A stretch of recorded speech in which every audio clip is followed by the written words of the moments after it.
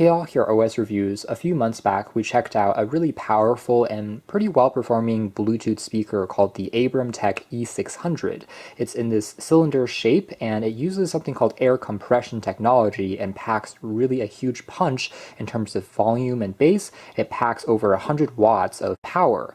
Well, today we're taking a look at the E500, which is right here. In terms of the name, E500 you might think is lower than the E600 that we saw from before, but it's actually the other way around, contrary to initial expectations. So this is actually the higher end model, the E500, and it packs twice the power and volume as the E600, so this one has up to 200 watts of power, which is crazy.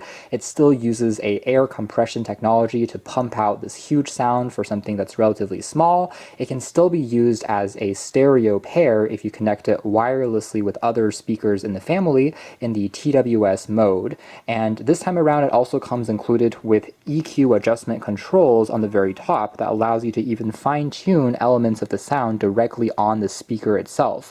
So you can change and boost up the bass, the treble, the mids, the volume overall. You can also control things like several preset modes, such as a movie mode, a music mode, a gaming mode, and has more I/O compared to before. So you can use it in the wireless Bluetooth mode, of course. You can use auxiliary 3.5 millimeters. You can also use HDMI ARC. So you can connect it to a TV that has an HDMI port, and the sound will come out from this, which is quite cool, versus the E600 that doesn't have that HDMI ARC port. What's interesting is the more powerful E500 is actually a little bit shorter than the E600. Both of these speakers are very well constructed. They're made out of aluminum unibodies. Another interesting difference is mainly the design. The E600 from before had kind of an elevated upper side that has an LED light in the middle that will glow and flash when it's pairing, compared to the new E500 that has a light actually on the base, where the light will cast this glow. It still looks really cool, just a slight difference compared to on the E600, which is in the middle. This one is now on the base. Before I do a quick demo of the audio quality, here is a closer look at kind of what it looks like. It does have a very modern, clean design that matches well with furniture. You can use it in the living room, in the bedroom. Offers what they claim as 360-degree sound. Basically, the bass is coming out from the bottom, which is that huge air chamber with the air compression. And then on the very top section, the fabric side, is where the mids and the treble, the higher frequency sounds, are coming out from. Now, in terms of the price point, it is also going to be a bit more expensive. The previous model sells for $199, and this one here is $299, so you're paying $100 more, which is a considerable amount, even though this one has twice the power and wattage on paper and does have more granular controls for EQ, which is interesting, and more I/O. Whether that's worth it or not is going to be, of course, dependent on your needs, your budget, and ultimately again, E600 already sounds great, so this one here is just for the extreme end if you want to have the absolute best. And it goes without saying that this is good enough to use as a single unit as well. You don't need to necessarily purchase another one if you don't want to use it in the TWS stereo mode. Just one of these is already insanely powerful, and because of the 360-degree sound, you can put it in the middle of the room and the sound can reach all the corners.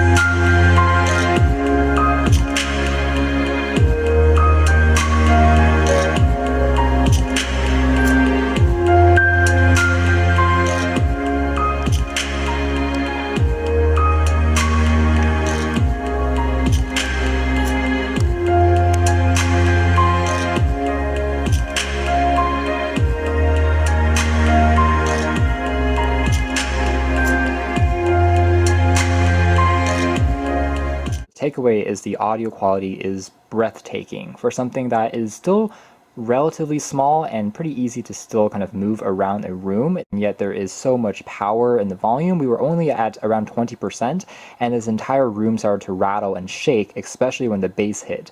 It really rumbles and kicks, so if you're a bass head, you would love this. And that's despite the fact that right now our EQ is set to neutral. It packed a huge punch and was just so satisfying. I would say the difference compared to the E600 is noticeable, especially if you bump up the bass even more up to maximum setting. It can really rumble and shake the entire floor of a room, which is crazy considering it has just kind of this all-in-one design. Mids and the trebles can still shine through. It's crystal clear with plenty of detail and nuances that you can detect, and it just brings the entire music experience to life. The EQ controls, again, do make a difference, versus if I push it down, that lower end frequency definitely becomes repressed, and it's now the mids and trebles I can hear a lot more of. So for instance, if you're listening to an audio track that wasn't recorded really well, a TV show that sometimes has the sound effects which are too loud and covers up what the voices of the actors are saying, you can easily control that yourself using these keys, which I find to be really handy.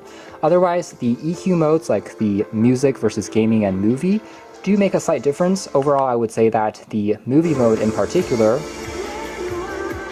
as you can hear there, basically pumps up the volume so it becomes even louder and a bit more immersive, and almost sounds like you're listening to something in 3D in a sense, and really pumps up the mids as well as the bass. Versus the gaming mode, it kind of sharpens the trebles a little bit more, and then the music mode is the most natural, so it's more like how the music was intended to sound. Overall, what it boils down to is I'd say the Abramtek E500 is one of the most impressive sounding portable Bluetooth speakers that I've tried yet. You can use this thing for around 8 hours before you need to recharge it again. You can still listen to music while it's charging using USB Type-C, which is great, and it charges up in under 2 hours and supports quick charging, so no complaints there.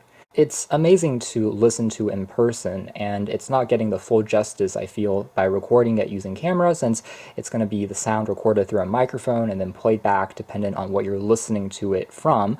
But in person, again, it's a really breathtaking sound in terms of just how punchy the bass is, how dynamic it is, how clear the vocals are, and at the end of the day, the fact that you have all these controls and the fact that it gets insanely loud at maximum volume. So if interested, you can check out more details, but for now that's been our video. Thanks for watching here at OS Reviews. That's been the very impressive Abramtek E500 portable Bluetooth speaker.